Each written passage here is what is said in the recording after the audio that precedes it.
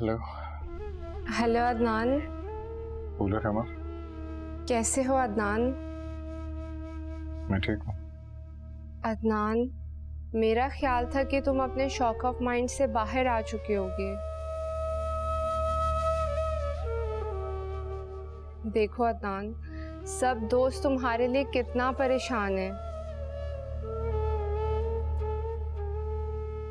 अदनान देखो, एग्जाम्स में सिर्फ एक हफ्ता रह गया है, प्लीज संभालो खुद को। अदनान प्लीज अपने आप को खुश रखने की कोशिश करो, और अगर खुश नहीं रह सकते ना तो कम से कम उस खामोशी और मायूसी से तो बाहर आओ जिसका तुम शिकार हो गए हो। कोशिश।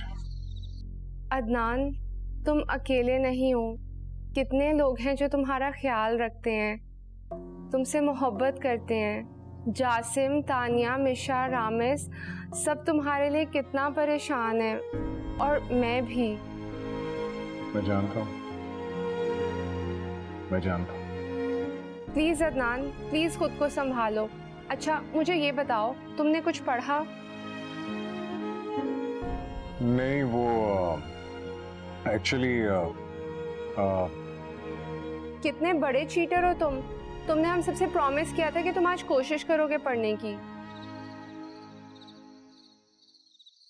मुझे मेरा वादा याद है रमा, और सच पूछो तो मैंने कोशिश भी की।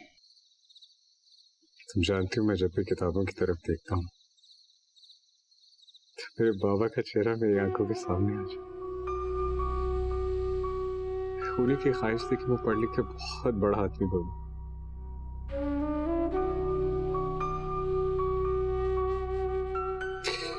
मैंने सारी जिंदगी बहुत मेहनत की, तकलीफें उठाई, सिर्फ मेरी पढ़ाई के लिए, मेरे लिए।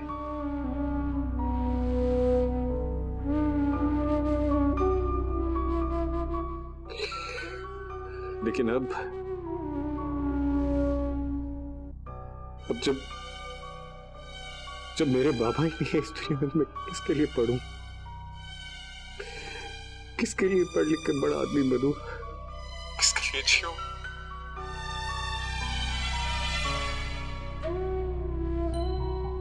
मैं तो अपने बाबा के बिना जी भी नहीं पा रहा यार।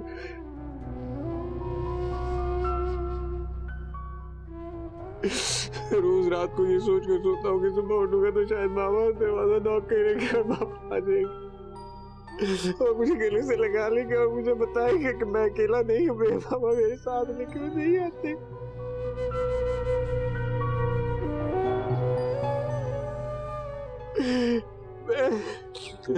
मैं रोज अल्लाह से दुआ करता हूँ, अल्लाह पापा को वापस।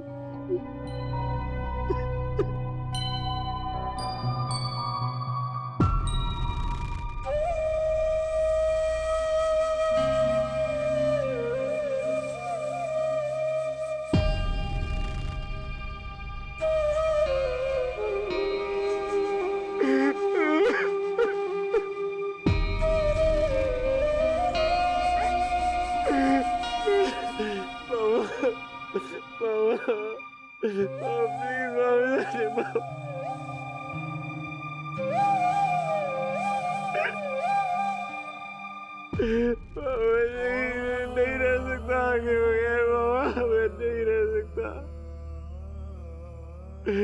आपने मुझसे वादा किया था आप मुझे कभी नहीं छोड़ेंगे, क्यों चले गए आप? प्लीज वापस